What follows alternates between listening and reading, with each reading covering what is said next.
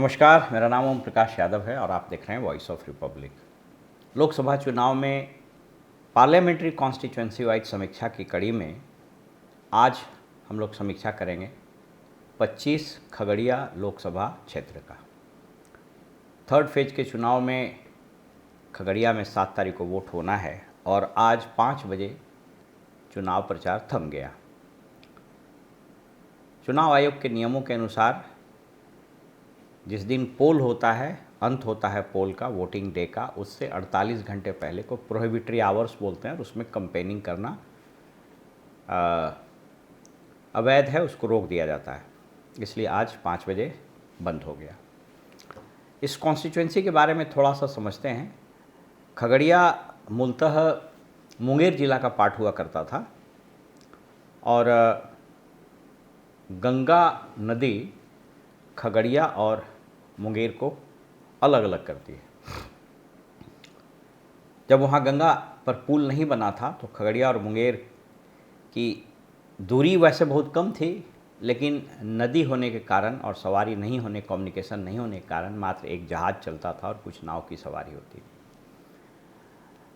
बहुत ही under developed इलाका था, लेकिन पुल बनने के बाद और फिर NH यहाँ से गुजरता है, आसाम रोड उसको हम लोग बोलते हैं, तो खगड़िया धीरे धीरे विकास की रफ्तार में दौड़ लगाना शुरू कर दिया। यह भी यादव बहुल इलाका है और एक ज़माने में यहाँ पर राम शरण यादव और उनके परिवार के बीच, रणवीर यादव, वो दोनों के बीच में आपसी दुश्मनी के कारण यह ज़िला कुख्यात था, आप यूँ समझें। मुख्य रूप से 57 से जब से यह अस्तित्व में आया, प्रमुख रूप से अधिकांश समय में यादव ही यहाँ जीतते रहे। शिवशंकर यादव 71 में जीते, ज्ञानेश्वर यादव 77 में जीते। इसके बाद रामशरण यादव 89 और 91 में, जनता दल उस वक़्त RJD नहीं हुआ करता था, तो ये शकुनी चौधरी ने एक बार जीत हासिल की। एक बार रेणु कुशवाहा भी वहाँ से जीती, वो नीतीश कुमार मंत्रिमंडल में एक बार मंत्री भी रही आपदा प्रबंधन की। बाद में कई बार उन्होंने पार्टी बदला और अभी बड़ा मुश्किल है ये कहना कि वो अभी कहाँ है। इसके बाद पशुपालन घोटाला में जिनको सज़ा हुई, डॉक्टर RK राणा, वहाँ से एक बार 2004 में वो भी एक MP हुए, अब वो दिवंगत हो गए हैं। दिनेश चंद्र यादव जो अभी मधेपुरा से MP हैं, एक बार यहाँ से उन्होंने जीत हासिल की, लेकिन 2 बार से यहाँ लोक जनशक्ति पार्टी 14 और 19 में चौधरी महबूब अली कैसर वहाँ के MP रहे। ये एक मोटे तौर पर उसका इतिहास है। अलौली जो स्वर्गीय रामविलास पासवान का पैतृक गांव है, उसके चलते भी खगड़िया नाम में आया। तो मुख्य रूप से यदि आप देखें कि यहाँ पर जातिगत स्थिति क्या है, तो वैसे मैंने पहले भी बताया था कि ये बड़ा मुश्किल है कहना कि किस जात की कितनी आबादी है, लेकिन फिर भी चाणक्य वेबसाइट ने जो बताया है, यहाँ पर यादवों की आबादी करीब करीब 15% है और मुस्लिम की आबादी भी लगभग 12-12.5% है। तो कुल मिला जुलाकर इसी कारण से यहाँ पर वो कॉम्बिनेशन हमेशा से जीतता रहा। इसके अलावा यहाँ पर पासवान की अच्छी खासी आबादी है, लगभग 4.5%, और मुसहर भी यहाँ पर अच्छी खासी संख्या में है। सहनी की आबादी है, इसलिए आपको याद होगा कि मुकेश सहनी ने यहाँ से किस्मत आजमाया था। सहनी की आबादी लगभग 1.5% के आसपास है। इस कॉन्स्टिट्यूएंसी में, पार्लियामेंट्री कॉन्स्टिट्यूएंसी में सिमरी बख्तियारपुर, हसनपुर, अलौली, खगड़िया, बेलदौर और परबत्ता है। आप जानते हैं कि सिमरी बख्तियारपुर से यूसुफ सलाउद्दीन, ये इनके परिवार के ही हैं, MP साहब के, RJD से। हसनपुर से पूर्व मंत्री और लालू जी के बड़े पुत्र तेज प्रताप यादव वहाँ से अभी MLA हैं। अलौली रिजर्व कॉन्स्टिट्यूएंसी है, राम वृक्ष सदा RJD से हैं। ये बहुत माने one of the poorest MLA लोग कहते हैं, बहुत ही फटे हाल में, बहुत गरीब। उसके बाद खगड़िया से स्वयं छत्रपति यादव जी हैं, नेशनल कांग्रेस से। बेलदौर से पन्ना लाल सिंह पटेल JDU से हैं, और परबत्ता से डॉक्टर संजीव कुमार, हालांकि अभी बागी हो गए हैं, इनके पिताजी RN सिंह एमएलए भी रहे और मिनिस्टर भी रहे, उनके ये पुत्र हैं। इस बार विश्वास मत प्राप्त करने के क्रम में इनका नाम उछला था, इन पर केस भी किया गया था। तो ये मोटे तौर पर ये स्थिति है। अब थोड़ा हम लोग बात कर लें अभी के चुनाव में। मुख्य रूप से यहाँ बाईपोलर चुनाव होगा, बाईपोलर कॉन्टेस्ट होगा। एनडीए की तरफ से एलजेपी को ये सीट मिला है, जिसमें श्री राजेश वर्मा, ये मूलतः भागलपुर के रहने वाले हैं, बड़े व्यवसायी हैं। इसके पहले भागलपुर नगर निगम में ये उप मेयर, डिप्टी मेयर भी रहे। बहुत पैसे वाले हैं, सोने का इनका कारोबार है, शहर में बड़ी बड़ी दुकानें हैं। इनके एफिडेविट देखने से आपको लगेगा कि मतलब अच्छी खासी संपत्ति इनकी, चल अचल संपत्ति भी है, और भागलपुर के नामी गिरामी व्यक्ति हैं। आश्चर्यजनक रूप से इनके ऊपर मुकदमों की भरमार है। हालांकि कुछ मुकदमे 188 के हैं जो आचार संहिता के उल्लंघन में, लेकिन इसके अलावा भी इनके ऊपर बहुत सारे मुकदमे चल रहे हैं। ये आप देखिएगा तो एफिडेविट से आपको पता चलेगा कि बहुत सारा मुकदमा इनके ऊपर चल रहा है। और हालांकि कन्विक्शन किसी में नहीं हुआ है, सज़ा किसी में नहीं हुआ है। प्रॉपर्टी का डिटेल्स मैंने बताया कि बहुत ही अमीर व्यक्ति हैं, बड़े व्यवसायी हैं। कई जगह पर इनका अपना कंपनी भी है, म्यूचुअल फंड वगैरह में, बैंक वगैरह में सारा डिपॉजिट्स है, ये आप देख सकते हैं। तो he is one of the richest person of Bhagalpur town, बहुत बड़ा व्यवसाय भी है।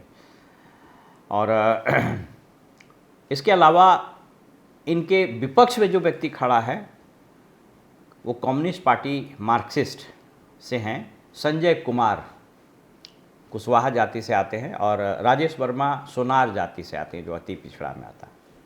तो संजय कुमार मूलतः खगड़िया के ही रहने वाले हैं, और इनके एफिडेविट देखने से लगता है कि इनकी माली हालत बहुत ख़राब। यद्यपि कुछ लोगों ने बताया कि इनके एक भाई एमएलए हैं, लेकिन इनके एफिडेविट से लगता है कि ये अपेक्षाकृत संपन्न नहीं है। वैसे भी कम्युनिस्ट पार्टी में अधिकांश उम्मीदवार को आप देखिएगा तो वो आपको आर्थिक रूप से बड़ा कमज़ोर रहता है, जो लोग कम्युनिस्ट विचारधारा से मुख्य रूप से। एक और चीज़ बड़ा आश्चर्य लगेगा कि सामान्यतः कम्युनिस्ट पार्टी से जो लोग रहते हैं, चाहे वो सीपीआई हो चाहे सीपीएम हो, उसमें बड़ी बहुत मुकदमे होते हैं, चूँकि ये लोग बाय नेचर बड़े जुझारू होते हैं, बहुत आंदोलन करते हैं, तो मुकदमा, लेकिन इन पर मुकदमा नहीं, ऑलमोस्ट शून्य है। तो ये, और माली हालत भी जैसा मैंने बताया इनकी ठीक नहीं है। यहाँ पर जरा गणित समझ लीजिए। यहाँ पर रेस में बहुत सारे लोग थे। एनडीए से डॉक्टर संजीव कुमार चाहते थे कि उनको टिकट मिले, इसी कारण से वो लगातार पार्टी लाइन से हटकर बोलते भी रहे। उनकी उस इलाके में अच्छी पकड़ भी है, प्रवक्ता के बड़े चर्चित और बड़े संपन्न प्रभावशाली व्यक्ति हैं, पेशे से डॉक्टर हैं, और इनका बहुत सारा व्यवसाय वगैरह भी है। तो चर्चा चल रही थी कि डॉक्टर संजीव शायद टिकट मिल जाए वहाँ, उससे नहीं तो किसी दूसरे पार्टी से भी शायद उनको मिल जाए, बट संभव ऐसा हुआ नहीं। इसके बाद इंडिया गठबंधन से यहाँ पर कयास लगा जा रहा था कि शायद आरजेडी का ये टिकट मिल जाए, लेकिन आरजेडी से और बहुत सारे यादव उम्मीदवार यहाँ पर कयास लगाया जा रहा था कि यादव उम्मीदवार को यहाँ पर टिकट मिलेगा, बट संभव ऐसा हुआ नहीं। अब समझिए खेल यहाँ पर क्या है कि चिराग पासवान इस बार जो मोदी जी का हनुमान बनकर के अवतरित हुए, तो इनकी क्रेडिबिलिटी बड़ी ख़राब हुई इस बार। और ये हम लोगों ने जब क्षेत्र में घूमना शुरू किया, लोगों से बात करना शुरू किया, अभी हाल में एक घटना हुई कि जब वो अपना नामांकन दाखिल किए हाजीपुर में, और बाबा साहब अम्बेडकर की उन्होंने पूजा अर्चना की, तो कोई भीम आर्मी ने दूध से उस मूर्ति को नहला के, हालांकि इसकी मैं भर्त्सना करता हूँ, ऐसा चीज़ नहीं होना चाहिए, बट समहाउ ये चीज़ आ रहा है, और इनको दलित के रहनुमा बनने का जो इनका इमेज बन रहा था, उस पर बहुत ज़बरदस्त धक्का लगा। और उसका एक कारण तो ये हुआ कि समस्तीपुर से शांभवी चौधरी को, जो अशोक चौधरी की पुत्री, उनको टिकट दे दिया। तो ये सारी चीज़ें इनके नेगेटिव में गई। और राजेश वर्मा के संबंध में चूँकि ये बहुत पैसे वाले हैं, स्थानीय भी नहीं हैं, तो एक वहाँ के लोगों में इसको लेकर के कोई ख़ास उत्साह नहीं है। और चिराग पासवान को लेकर के, जबकि उनके पिताजी का एक समय वहाँ बहुत क्रेज था, तो इनके इस राजेश वर्मा के अगेंस्ट में तीन चार चीज़ जाता है। पहला कि ये लोकल नहीं है, दूसरा इनकी कोई राजनीतिक छवि वैसी एज सच नहीं है खगड़िया में, और तीसरी कि डॉक्टर संजीव जी जान से लगे हुए हैं कि इस कैंडिडेट को हरा दिया जाए, और उनका अपना प्रभाव भी है। वैसे मैंने बताया कि जदयू के जो लोग हैं वह अंदर खाने एलजेपी को कभी भी बख्शने के मूड में नहीं है। मुंगेर में हालांकि सभा हुई थी नीतीश जी की, और उसमें नाम भी लिया गया लोगों का, प्रधानमंत्री जी भी आए थे, लेकिन जदयू का काडर इस बार रामविलास पासवान के पुत्र चिराग पासवान को बख्शने के मूड में नहीं है। स्वयं नीतीश जी भी बख्शने के मूड में नहीं है। और ये दूसरी बात जो है इनके नेगेटिव जाती है। इन पर कुछ एट्रोसिटी अगेंस्ट SC ST के केसेस भी हुए, तो एक नैरेटिव वहाँ चल रहा है कि चिराग पासवान ने वैसे व्यक्ति को टिकट दिया है जो दलित विरोधी है। तो ये चीज़ें उनके अगेंस्ट में जाती है, और कास्ट फैक्टर भी उनको सपोर्ट और फेवर नहीं कर रहा है। वहीं इंडिया गठबंधन में जो चीज़ जा रहा है नेगेटिव संजय के बारे में, वो ये जा रहा है कि यादवों का चूँकि परंपरागत सीट या मुस्लिमों का रहा, तो इन लोगों में उम्मीद थी, तो कुछ यादव नेता वहाँ खुल करके सपोर्ट नहीं कर रहे हैं। लेकिन चूँकि संजय कुमार लोकल हैं, कम्युनिस्ट का अपना कैडर है, और अपेक्षाकृत फुल टाइम राजनीतिज्ञ हैं, राजनीतिक व्यक्ति हैं, तो इनको एक तरफ तो डॉक्टर संजीव उधर डैमेज कर रहे हैं और इनको मदद किया जा रहा है, और दूसरा कि कुशवाहा इस बार आरजेडी ने ज़बरदस्त एक्सपेरिमेंट किया। आपने देखा कि चाहे वो नवादा हो, चाहे औरंगाबाद हो, और यहाँ है, कुशवाहा को सीट देकर के एक मैसेज जरूर तेजस्वी जी ने दिया है कि हम कुशवाहा को अपने तरफ लाएंगे। तो कुशवाहों में उत्साह है, खास करके पहले चरण की वोटिंग के बाद फिर दूसरे चरण की वोटिंग हुई, तो इसमें ज़बरदस्त उत्साह है। तो यदि वोट का कंसोलिडेशन हुआ और सहनी जी के आने के बाद एक और फैक्टर एडेड हो गया, उन इलाकों में अच्छी खासी संख्या है और इनकी पकड़ भी है, तो अगर ये फैक्टर काम किया और कोई भीतर घात नहीं हुआ आरजेडी के कैडर रैंक एंड फाइल में, तो संजय जी का पलड़ा अपेरेंटली भारी दिखता है। मैंने कई स्थानीय पत्रकारों से, स्थानीय राजनीतिज्ञों से भी इस पर चर्चा की, कुछ प्रशासनिक अधिकारियों से भी बात की, लोकल्स जो वहाँ पर राजनीतिक नब्ज को पकड़ते हैं ग्रामीण इलाकों में, उनसे भी बात की।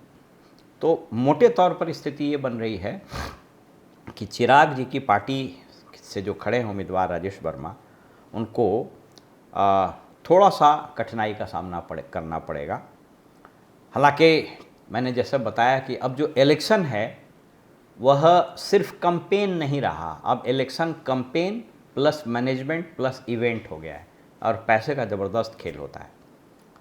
तो अभी आज 5 तारीख है और 6 और 7 को वोटिंग ही होनी है, तो आज की रात और कल की रात बड़ी क़यामत की रात होगी, और इस बीच में अगर कुछ पैसे का लंबा खेल हो गया या और कुछ नैरेटिव चल गया तो कहना मुश्किल है। लेकिन अगर कोई समीक्षा बिल्कुल तटस्थ होकर के करे तो यहाँ पर जो स्विंग है हल्का सा ही सही, वह संजय कुमार के पक्ष में ज़्यादा दिखता है। फिलहाल हम लोगों को मतगणना का इंतज़ार रहेगा, और हम लोग को देखना होगा कि इलेक्शन के बाद जो हम लोग समीक्षा करेंगे, क्या रुझान आए, क्या ओपिनियंस आए, कैसे लोगों ने वोट किया, क्या पैटर्न रहा, क्या परसेंटेज रहा, तो उस पर फिर हम लोग अलग से समीक्षा करेंगे। फिलहाल हमें इजाज़त दीजिए और आप देखते रहिए वॉइस ऑफ रिपब्लिक। नमस्कार।